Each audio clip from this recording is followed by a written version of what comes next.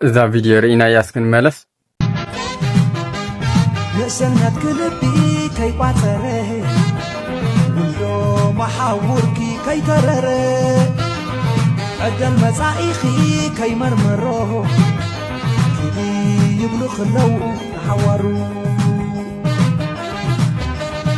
ኣብዛ ቪድዮ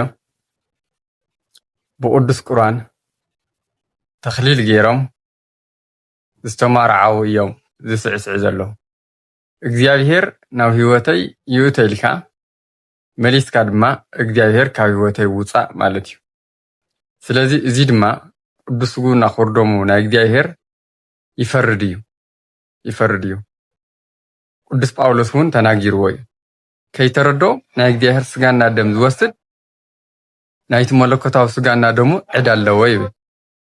ስለዚ ንምንታይ ኢና ከምዚ ኮይና?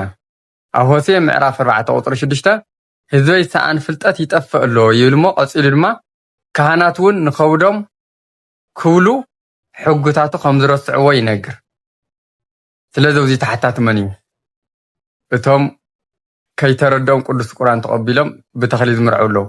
ልዕሊ ኩሉ ድማ ትርጉም ክርስትና ትርጉም መርዓ ከየምሃሮም ዘመርዖም ካህን ተጠያቂ እዩ ኣብ ፅሕሊ ሕዋተይ። ስለዚ ዋና ተሓታቲ እዚ ካህን ክኾን ኣሎ።